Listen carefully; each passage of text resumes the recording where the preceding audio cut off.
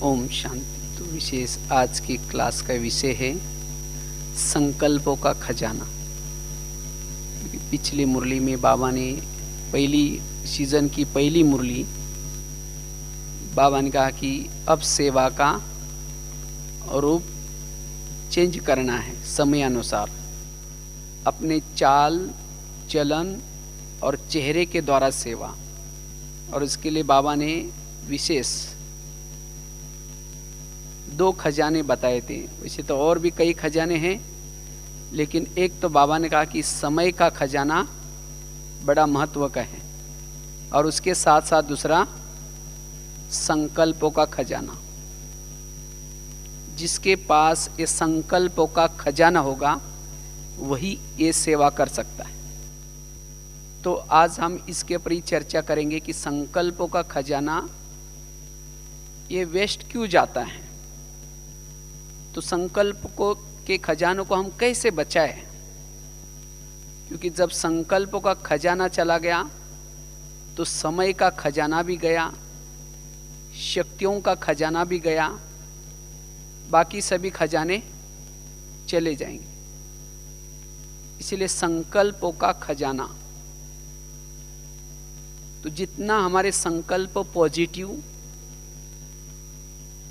सकारात्मक सोमान युक्त और कम चलते हैं, उतनी हमारी अवस्था अच्छी रहती है और जिसे हम सेवा कर सकते हैं। और वास्तव में हमारी जो निराकारी स्थिति है, यह आत्माभिमानी स्थिति है, वो क्या चीज है? आत्माभिमानी स्थिति, जितने हमारे संकल्प कम चलते हैं, पॉजिटिव चलते हैं, सकारात्मक चलते हैं, उतना हम आत्माभिमानी स्थिति का अनुभव, अशरीरी स्थिति का अनुभव, निराकारी स्थिति का अनुभव सहज ही कर पाएंगे। वास्तव में संकल्प की बचत का नाम आत्मा है। आत्मा एक ऊर्जा है, लेकिन ये ऊर्जा जितने हमारे संकल्प कम पॉजिटिव, उतना उस ऊर्जा का हम अनुभव कर पाते हैं। लेकिन माया विभिन्न रूप से आकर के संकल्प के ऊपर अटैक करते हैं, संकल्प निगेटिव चलाने के निमित्त बनाते हैं। और जब हमारे संकल्प निगेटिव चलते हैं, फास्ट चलते हैं, तब उस निराकारी स्थिति का हम अनुभव नहीं कर पाते। और जब उसी संकल्प के बहाव में चले जाते हैं तो हमारा समय भी चला जाता है, और जिसके कारण हमारे अंदर कंट्रोलिंग पावर, रूलिंग पावर नहीं रहती। इसीलिए हमें संकल्पों के खजाने की तरफ ध्यान देना है। तो ये खजाना व्यर्थ जाने का कारण क्या है? वैसे तो कई कारण हैं, लेकिन सबसे पहला कारण है जीवन में विभिन्न प्रकार की समस्याएं आती हैं। जीवन में विभिन्न प्रकार की समस्या, और जब हमारे जीवन में विभिन्न प्रकार की समस्या आते हैं, तब हमारे संकल्प व्यर्थ चलते हैं। इसलिए अगर संकल्पों के खजानों को बचाना है तो हमें समस्याओं का समाधान करने की कला सीखनी है। इसीलिए बाबा ने 2-3 सालों से खास बाबा इसके ऊपर जोर दे रहे कि समस्याओं का समाधान करो, कारणों का निवारण करो, नो प्रॉब्लम स्थिति को बनाओ। तो जिन्होंने इस कला को सीखा है वही अपने संकल्पों की बचत कर सकता है। और जिन्होंने संकल्प का खजाना जमा किया है, वो आगे चल करके मनसा सेवा, वाइब्रेशन की सेवा, सकाश की सेवा कर सकता है। क्योंकि जिसके पास ये संकल्पों का खजाना जमा होगा, उसके संकल्प में सिद्धियां प्राप्त होगी। जो सोचेगा वो सिद्ध होगा, उसके संकल्पों में बल होगा। इसीलिए हमें इस शक्ति को क्या करना है, बढ़ाना है। और इसको बढ़ाने के लिए हमें कला सीखनी है। जीवन में जो विभिन्न समस्याएं आते हैं, इस समस्याओं का हमें क्या करना है? समाधान। अगर हमारे मन में संकल्पों का तूफान है तो हम योग का अनुभव भी नहीं कर पाते। जिस तरह से पानी के अंदर पत्थर डालेंगे और आकाश के चंद्रमा को पानी में देखने की कोशिश करेंगे, स्पष्ट दिखाई नहीं पड़ेगा। इसी तरह अगर मन में संकल्प का तूफान है और उसी मन में हम बाबा को देखना चाहते हैं या स्वयं के आत्मा का दर्शन करना चाहते हैं, वो नहीं कर पाएंगे। इसीलिए परिस्थिति विपरीत हो, समस्या विपरीत हो, तो भी हमारे संकल्प के अंदर तूफान ना हो। तो ये कला हमें क्या करने सीख ली। और इसीलिए खास बाबा ने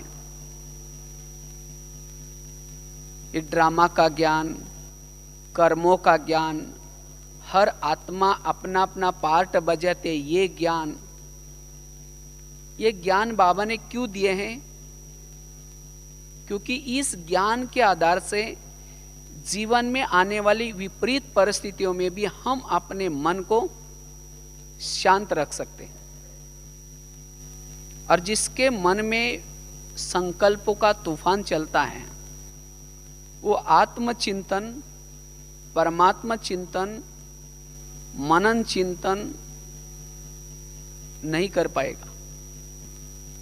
वो प्रभु का गुणगान गा नहीं पाएगा। इसलिए हमें समस्याओं का समाधान करना है, जिससे हम अपने संकल्प की शक्ति को बचा पाएंगे। और जब हमारे संकल्प फास्ट चलते हैं, निगेटिव चलते हैं, जिसे आज दुनिया में जिसको तनाव या टेंशन कहते हैं। तनाव या टेंशन क्या चीज है? तनाव अर्थात जीवन में जो समस्या आई, जो प्रॉब्लम्स आए, उसके संकल्प के ऊपर कंट्रोल नहीं चला और जिसके कारण तनाव निर्माण हुआ। और हम ज्ञान में चलने के बावजूद भी अगर हम संकल्प के ऊपर कंट्रोल नहीं कर पाएंगे, तब भी हमें तनाव निर्माण होगा। और जिसको तनाव निर्माण होता है, संकल्प की स्पीड बढ़ जाते हैं, उसका दिमाग कैसा रहेगा? गरम। और उसके कारण विभिन्न प्रकार के केमिकल्स शरीर में उतरते हैं और उसी केमिकल से कई प्रकार की बीमारियां भी होने की संभावना है। आज किसी को ईर्ष्या होते, ईर्ष्या करने से पेट की बीमारी होती है। इसीलिए कहते हैं ना, तुम मेरे को देख करके तुम्हारे पेट में जलन होता है क्या? ईर्ष्या वाले संकल्प चलाने वालों को पेट की बीमारी होती। आज किसी का ब्लड प्रेशर बढ़ता है, बीती हुई बातों को जितना याद करते हैं, किसको देखते ही सामने याद आता है, इन्होंने मेरे को ऐसा कहा था, इन्होंने मेरे साथ ऐसा व्यवहार किया था।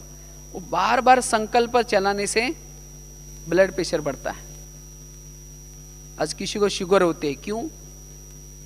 दूसरे को अपने अंडर में रखने की कोशिश करेंगे, कहेंगे इनको मैंने संभाला, इसको पाला, पढ़ाया, लिखाया, अब मेरा कहना नहीं मान रहे। और ये संकल्प चलने से ऐसा ही केमिकल उतरते हैं और शुगर बन जाते। इसी तरह शरीर की विभिन्न जो बीमारियां हैं, उसका कारण है संकल्प में निगेटिव। इसीलिए कोई भी विपरीत परिस्थितियों में भी क्या करना, हमें अपने संकल्प की बचत करनी है, संकल्प के खजानों को बचाना है। तो जैसे बता रहे थे कि संकल्प हमारे बचे, इसके लिए कला पहली है जीवन की समस्याओं का क्या करें? समाधान और कारणों का निवारण। पिछले साल के सीजन की लास्ट की मुरली बाबा की थी, सबको पता होगा। बाबा ने खास एक शब्द के ऊपर जोर दिया था। बाबा ने कहा कि बच्चों का एक शब्द बाप को अच्छा नहीं लगता, और वो कौन सा शब्द? कारण। और बाबा ने कहा कि कारण का क्या करो? निवारण करो।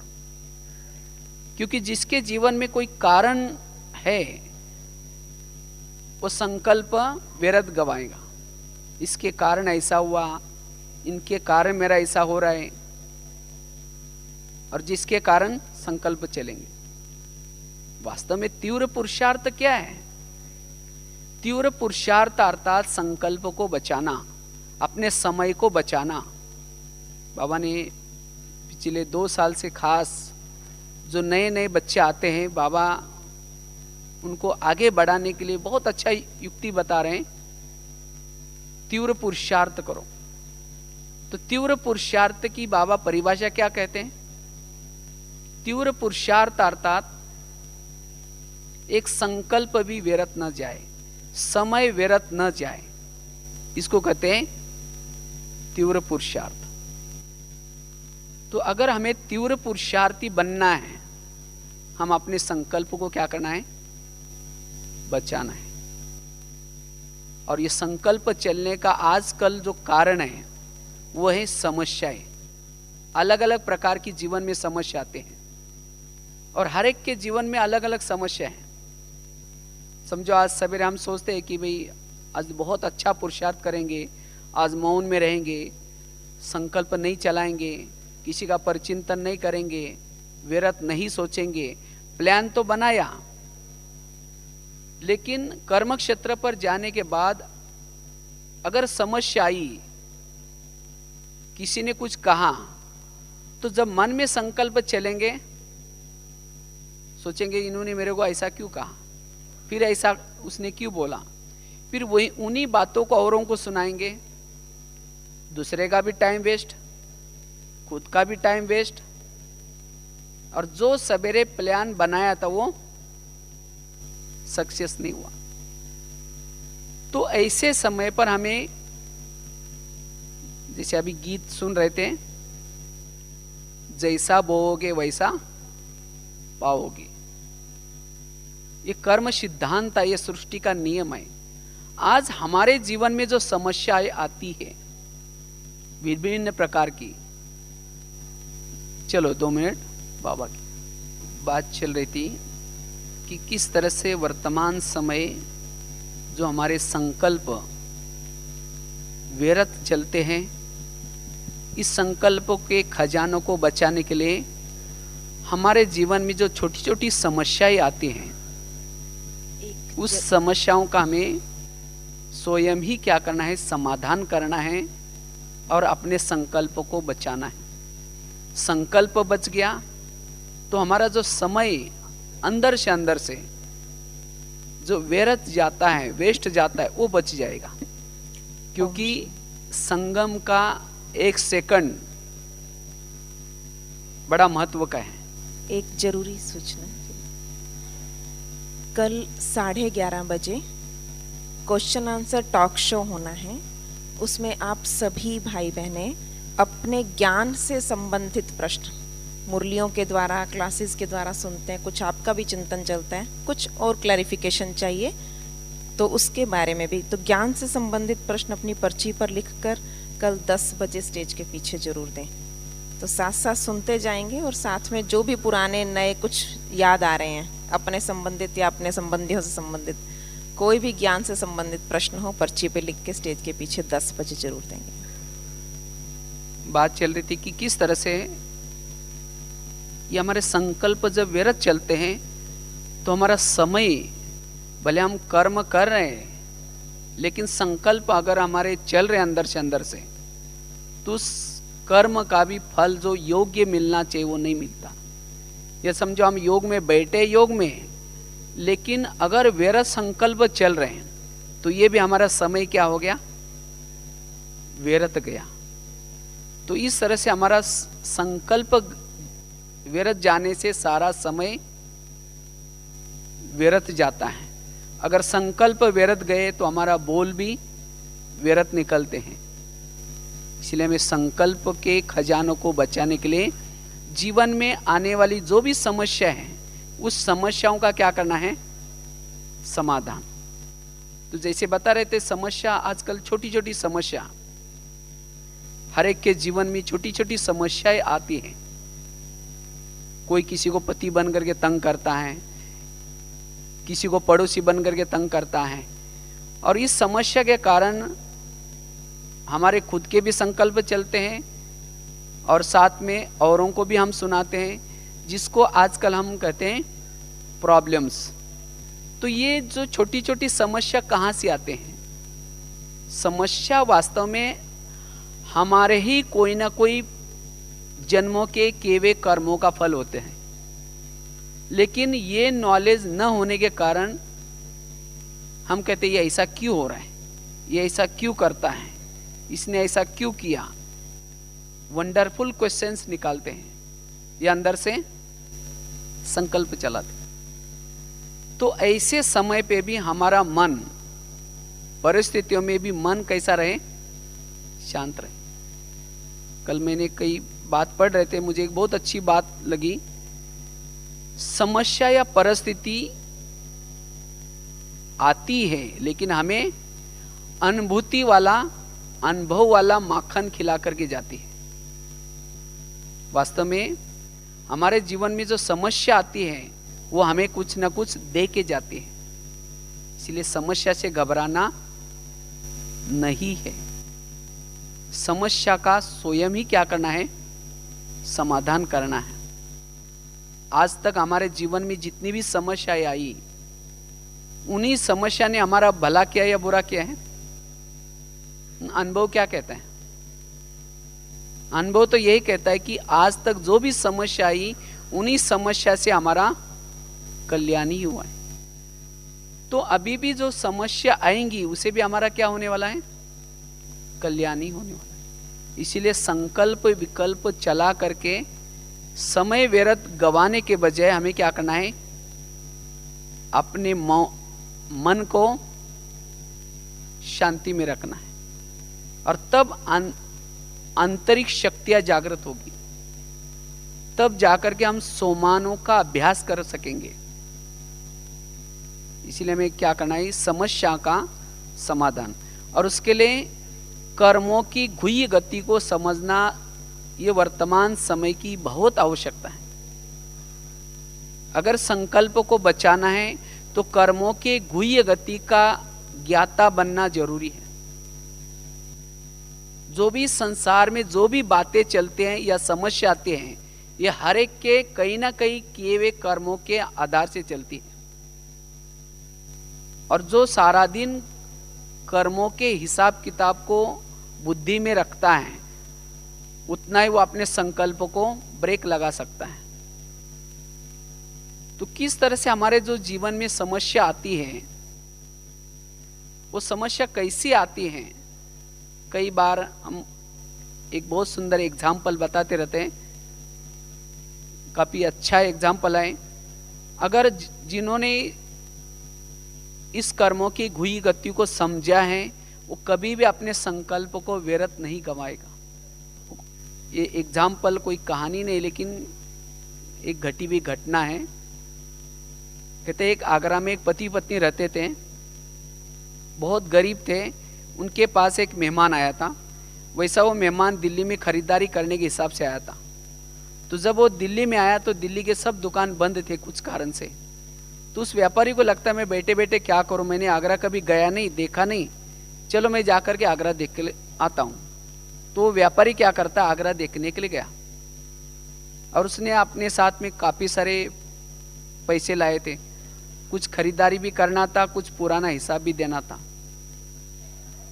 तो जब वो व्यापारी आगरा में गया, सारा दिन उसने आगरा घूम के देखा, लेकिन रात में इसको सोने का प्रॉब्लम हो गया। जिस होटल में जाता था, जहाँ भी जाता था, सब कहते हुए हमारे होटल बुक है। उसको लगता है मैं रात को कहाँ सो जाऊं, अगर कहीं बस स्टैंड पर सो जाओ तो मेरी बैग चोरी हो जाएगी,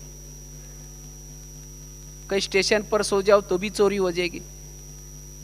तो अचानक उसको याद आया मेरे गरीब पति पत्नी, चलो मैं उनके पास जाता हूँ। तो व्यापारी क्या करता है, रिक्शा करके उनके पास गया, खाना वगैरह खाया उस गरीब पति पत्नी के पास। लेकिन सोने से पहले उसको अपने कपड़े बदलने थे, इसलिए उसने बैग खोली। जब बैग खोली तो गरीब की पत्नी की नज़र बैग में गई। उसने देखा इसके पास 50 के, 100 के, 500 के बहुत सारे बंडल हैं, काफ़ी सारा पैसा बैग में था। और वो देख कर के उस गरीब की पत्नी को लगता है कि इतने इसके पास इतना सारा पैसा है और हम कितना गरीब हैं। अगर इसमें से थोड़ा भी पैसा अगर हमारे पास आ जाए तो हमारी गरीबी क्या हो जाएगी, दूर हो जाएगी। तो रात भर उस गरीब की पत्नी को वो पैसे दिखाई पड़ते।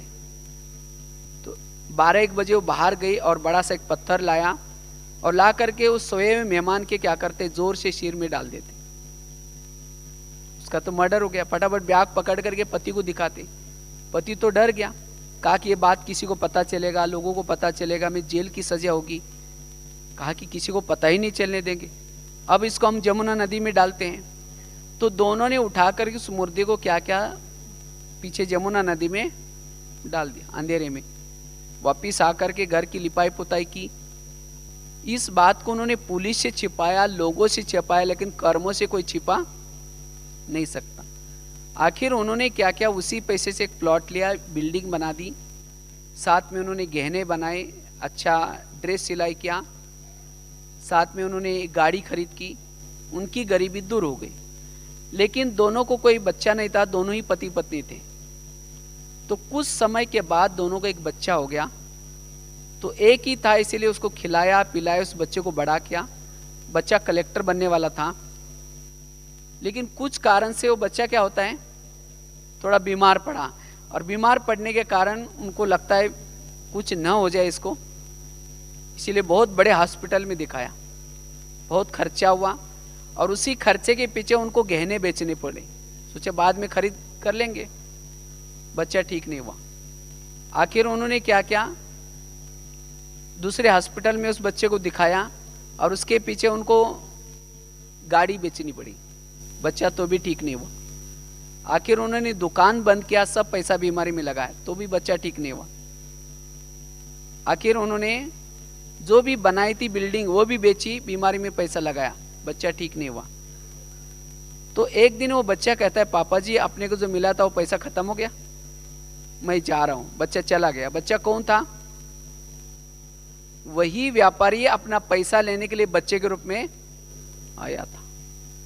अगर वो व्यक्ति कहे, भगवान मेरे जीवन में कितनी समस्या है, मेरा बेटा बीमार हुआ, ऐसा हुआ, खूब संकल्प चले या सोचे, तो समस्या भगवान ने दी, उसने कर्मों से बनाई। तो इसी तरह ये क्यों घटना सुनाई, आज हमारे जीवन में भी कोई ऐसी घटना ये आ रहे हैं, ऐसी समस्या आते हैं। कोई किसी को परेशान करता है, कोई किसी को पति बन करके तंग करता है, कोई किसी को सास बन करके तंग करता है, और जिसके कारण आज हमारे संकल्प क्या हो रहे हैं, व्यर्थ चल रहे। हम कहते हैं मैं तो इसके साथ इतना अच्छा व्यवहार करता हूं, तो भी ये मेरे साथ ऐसा व्यवहार क्यों करता है, इसने मेरे को ऐसा क्यों कहा। ऐसे समय पर क्या चाहिए, ऐसे विपरीत परिस्थिति में भी जिसके बुद्धि में कर्मों का ज्ञान होगा, वो अपने संकल्पों को क्या करेगा, संकल्प के ऊपर कंट्रोल कर पाएगा। नहीं तो संकल्प के ऊपर कंट्रोल न होने से फिर उसी का चिंतन, जिसको कहते हैं पर चिंतन, उसी के साथ नफरत, घृणा भाव, वैर भाव, साथ में दूसरों को भी फिर जाकर के सुनाएंगे, और इससे में हमारा समय भी क्या हो रहा है, व्यर्थ जा रहा है।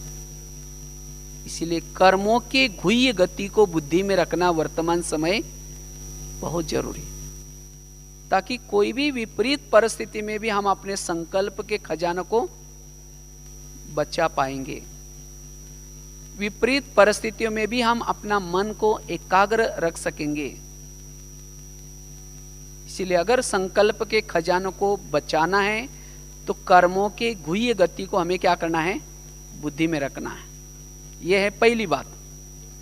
दूसरी बात है, जो विपरीत परिस्थिति हमारे सामने आती है उसके प्रति हमारा दृष्टिकोण कैसा हो। गीता का सार क्या है, जो हुआ अच्छा हुआ, जो हो रहा है अच्छा हो रहा है, जो होगा वो भी अच्छा। अगर हमें संकल्प को खजानों को बचाना है तो सारा दिन हमें क्या करना है, इस बात को बुद्धि में रखना है। हमारे जीवन की जो भी परिस्थिति आते हैं, विघ्न आता है, जिसके कारण हमारे संकल्प का खजाना व्यर्थ जाता है, उसमें कुछ ना कुछ क्या है, कल्याण है। जैसे बताया कि आज तक जो समस्या आई उन्होंने क्या किया, उन्होंने तो हमारा कल्याण किया, और अभी भी जो समस्या आएंगी उसे भी हमारा क्या होगा, कल्याण ही होगा।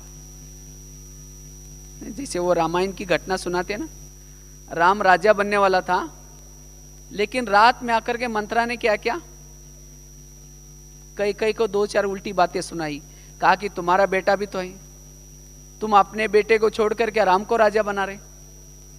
और ये बातें सुनकर के मंत्रा ने क्या किया, राम को राजा बनाने के बजाय 14 वर्ष में वनवा में भेजा। वनवा में गया, सीता गई, लक्ष्मण गया, और तीनों घर से गए। इसी वियोग के कारण दशरथ ने प्राण त्यागा। उनको खाने का प्रॉब्लम, सोने का प्रॉब्लम, ये सब किसके कारण हुआ, मंत्रा के कारण। तो मंत्रा को जो भी देखेगा उसकी भावना अच्छी चलेगी, बुरी चलेगी, सब गाली देंगे, कहेंगे कितना गलत काम किया। लेकिन मंत्रा ने जो किया अच्छा किया। अगर मंत्रा ऐसा काम ना करती तो राम क्या बनने वाला था, राजा। अगर वो राजा बनता तो जंगल में जाता, अगर जंगल में नहीं जाता तो सीता की चोरी होती, अगर सीता की चोरी ना होती तो रावण को मारता, अगर रावण को ना मारता तो राम की महिमा कौन गाता। तो राम की महिमा किसके कारण है, मंत्रा के कारण। तो इसी तरह वैसे तो ड्रामानुसार हर व्यक्ति के पास भी 1-2 मंत्रा रखी है, लेकिन आज जो हमारे संकल्प व्यर्थ जाते हैं किसके कारण, ऐसी आत्मा को देखने से, ऐसी आत्मा का व्यवहार के कारण। लेकिन हमें क्या करना है, उसके प्रति भी पॉजिटिव भाव, सकारात्मक दृष्टिकोण अपनाना है। तब ऐसे व्यक्ति के साथ रहते हुए भी क्या होगा, आप अपने संकल्प के ऊपर कंट्रोल कर सकेंगे। यही व्यक्ति मुझे महिमा योग्य बनाने वाला है, इसी व्यक्ति के साथ मेरा कल्याण होने वाला है। इसीलिए हमारा अपना दृष्टिकोण सकारात्मक दृष्टिकोण हो, तब हम संकल्प को बचा पाएंगे। नहीं तो चाहते नहीं है तो भी क्या करते हैं, किसी का परचिंतन करते हैं, किसी की निंदा करते हैं।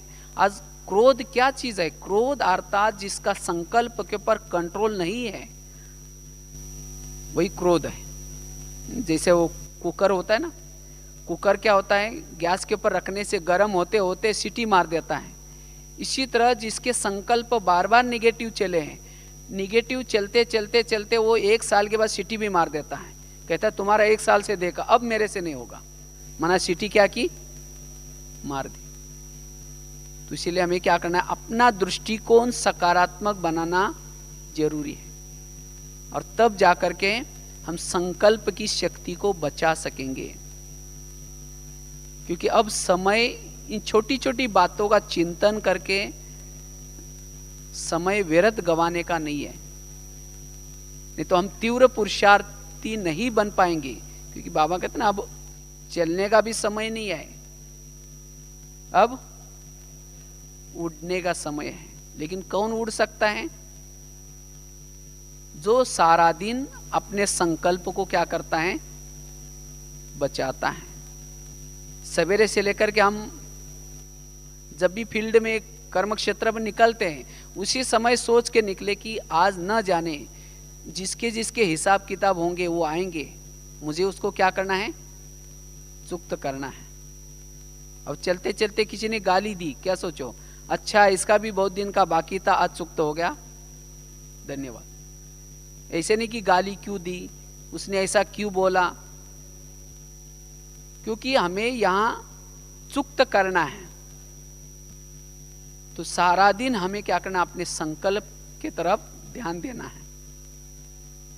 और किसी ने कुछ कहा भी तो कहा किसको कहा, आत्मा को कहा या मन को कहा, आत्मा को कहा, लेकिन मन क्या करता है, सोचता है। इसीलिए बाबा ने पिछली बार भी कहा ना, स्वराज्य अधिकारी बनो, हर कर्मेंद्र का राजा, मन का भी राजा। जो मन का राज्य है, बुद्धि का राज्य है, सभी कर्मेंद्र का राजा है, वही क्या बनेगा भविष्य में? विश्व का राजा बन सकता है। जिन्होंने अपने मन को ही कंट्रोल नहीं किया, बुद्धि को ही कंट्रोल नहीं किया, इंद्रियों को ही कंट्रोल नहीं किया, वो राजा कैसे बनेगा? इसीलिए हमें संकल्प के खजानों को क्या करना है? बचाना है। संकल्प से बोल चलते हैं, संकल्प से हम वाइब्रेशंस भी बना सकते हैं। इसीलिए जितने हमारे संकल्प कम होंगे उतनी हम अपनी आत्मा की चमक को बढ़ा सकते हैं, आत्मा अभिमानी स्थिति को नेचुरल बना सकते हैं। और जो आत्मा अभिमानी स्थिति में रहता है, संकल्प के खजानों को बचाता है, वो आत्मा अभिमानी स्थिति में रहता है। आत्मा अभिमानी स्थिति में रहने से वो अशरीरी स्थिति का अनुभव करेगा, बिंदु स्वरूप स्थिति का अनुभव करेगा, और वही वाइब्रेशन को, वायुमंडल को अच्छा शुद्ध फैला सकेगा। इसलिए ऐसी सेवा करने के लिए जो ये छोटी छोटी बातें आती हैं, उन बातों के ऊपर क्या करना, हमें ध्यान देना है और उन बातों को सकारात्मक रूप में लेना है। और समस्या अंत तक आएगी, कभी माया के तरफ से भी आएंगी, जिसको बाबा कहते हैं पुराने संस्कार, और जिसको पुराने संस्कार के तरफ भी समस्या आती है, तब भी संकल्प क्या होते हैं? विरत जाते हैं। संबंधों के तरफ से आएंगी, प्रकृति के तरफ से आएंगी, लेकिन हमें अपने संकल्प को क्या करना है? बचाना है। कई सोचते क्या है, परिस्थिति अनुकूल होगी तब हम क्या करेंगे, समस्या खत्म होगी तब हम ज्ञान योग करेंगे, समस्या अंत तक आएगी। कहते एक व्यक्ति सागर के पास गया नहाने के लिए, लेकिन लहरें देख करके वो नहा ही नहीं रहा था। तो किसी ने कहा कि आप क्यों स्नान नहीं कर रहे? कहा कि ये लहरें थमेगी तब नहाऊंगा। उसने कहा ये तो सागर में तो लहरें आएगी। इसी तरह जीवन में समस्या तो आती ही रहेंगी, लेकिन हमें क्या करना है? जीवन में समस्या होते हुए भी हमें क्या करना है? उसका समाधान करना है। क्योंकि समस्या के चिंतन में हमारा समय बहुत व्यर्थ जाता है। लास्ट और एक कहानी सुना करके पूरा करेंगे। क्यों बाबा ये कहते कि बच्चे समय व्यर्थ नहीं गंवाओ, संकल्प को व्यर्थ नहीं गंवाओ? क्योंकि हमारे पास समय बहुत कम है, और ये समय को सफल करने का साधन है सकारात्मक चिंतन, सोमानों का चिंतन, ज्ञान का चिंतन। अगर संकल्प यही हमारे अगर व्यर्थ होंगे तो ना हम ज्ञान का चिंतन, ना आत्मचिंतन, ना परमात्मा चिंतन कर सकते हैं। इसलिए अब समय हमारे पास बहुत कम है। आज दुनिया में भी देखो विनाश के बारे में कितनी सारी चर्चा करते हैं। अब 2012 होगा या कब होगा, इसके लिए तो जरूर नहीं कि उसी डेट में होगा। तो बाबा ने तो कहा कि अचानक होगा और किसी समय भी होगा। इसीलिए हमें एवरेडी बनना है, और एवरेडी बनने के लिए संकल्प को हमें क्या करना है? बचाना है। जितना हम संकल्प को बचाएंगे उतना एवरेडी बनते रहेंगे। एवरेडी किसको कहते हैं? एवरेडी अर्थात जो सदा निराकारी अवस्था में रहता है, और जो निराकारी अवस्था में रहेगा तो ऑटोमेटिकली उसके जीवन में उपरामता की अवस्था आएगी, उसके जीवन में दैवी गुण आएंगे, उसकी चाल चलन सत्युग के लायक बन जाएंगी। और ऐसी अवस्था बनाने के लिए हमें संकल्प को बचाने की आवश्यकता है। और इसके लिए समय का महत्व, वर्तमान समय कौन सा चल रहा है, तो ये छोटी छोटी समस्या का चिंतन, दूसरे का चिंतन, पर चिंतन, ये करके हम अपने संकल्प के खजानों को व्यर्थ नहीं गंवाना है। वो कहानी सुनाने जा रहे थे आपको। कहते एक यात्री यात्रा करने के लिए जा रहा था, तो यात्रा करते करते उसकी यात्रा जंगल से शुरू हो जाते हैं।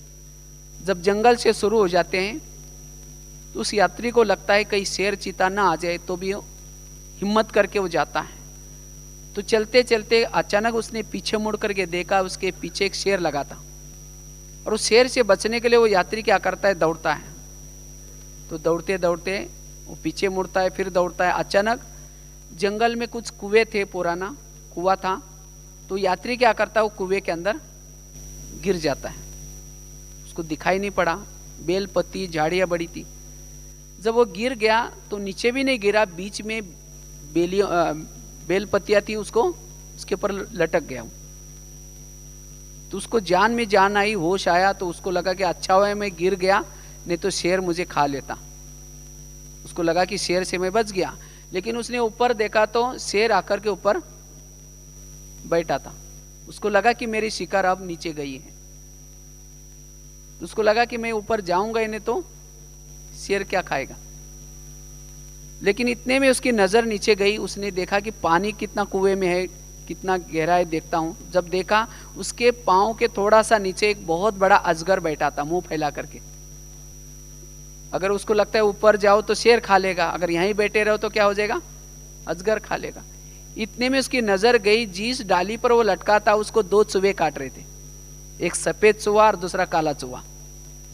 मना उस डाली पर भी ज्यादा समय टिक नहीं सकता था। मना उस यात्री के चारों तरफ से मौत था। इतने में उसकी नजर गई, जिस डाली से वो लटका था, ऊपर से गिरा था कुएं में, उसको मधुमक्खियां बैठी थी, वो उड़ के गई थी और उसका शहद नीचे टपक रहा था। तो यात्री क्या करता है, वो शहद लेकर के चाटने में लग जाता है। वास्तव में उसका फर्ज क्या था, अब उसका अंतिम श्वास चल रहा है, मरने वाला है। तो कम से कम वो थोड़े से जितने श्वास रहे हैं उसको भगवान को याद करके वो सफल कर सकता था। लेकिन वो करने के बजाय वो क्या करता है, वो शहद चाटने में लग जाता है। तो ये कहानी हमारी अपनी है। आज हम भी यात्रा करने के लिए आए हैं ऊपर से, लेकिन अब हमारी यात्रा जंगल से शुरू हो गई और इसी जंगल में हम सब के पीछे अब विनाश रूपी शेर लगा हुआ है। और इस सृष्टि में कुछ ऐसा भौगोलिक परिवर्तन होने वाला है जिसके कारण आप सभी जानते हैं सृष्टि में दक्षिणी ध्रुव और उत्तरी ध्रुव बर्फ है, लेकिन सूरज की किरणों के कारण ओजोन लेयर टूटने के कारण वो बर्फ पिघल रहा है, जिसके कारण वो सृष्टि समतोल बिगड़ेगा, जिसके कारण अनेक ज्वालामुखी फटेगी और उसी ज्वालामुखी के मुंह के अंदर अनेक शहर के शहर, गांव के गांव जाएंगे। मना अजगर मुंह फैला करके बैठा है और ऊपर से बॉम्ब्स अनबॉम्ब्स, मना शेर भी है और अजगर भी है। और जिस डाली पर हम लटके हैं उसको दो चूहे काट रहे हैं। कौन से, एक काला चूहा अर्थात रात, और दिन है सफेद चूहा। ये जल्दी जल्दी पूरा करने का काम हो रहा है। और ऐसे समय पर अगर हम अपने संकल्प रूपी खजानों को व्यर्थ गवाएंगे, उसका चिंतन, धन इकट्ठा करने में और बातों में, समस्या का चिंतन करने में, अगर हम समय रूपी खजाना को व्यर्थ गवाएंगे तो प्राप्ति कर पाएंगे। इसीलिए बाबा कहते बच्चे अभी आपके पास समय बहुत कम है और इस समय रूपी खजानों को सफल करने का साधन है अपने एक एक संकल्प को क्या करो, प्रभु चिंतन करने में, आत्म चिंतन करने में, सोमानों का चिंतन करने में, स्व उन्नति करने में लगा दो।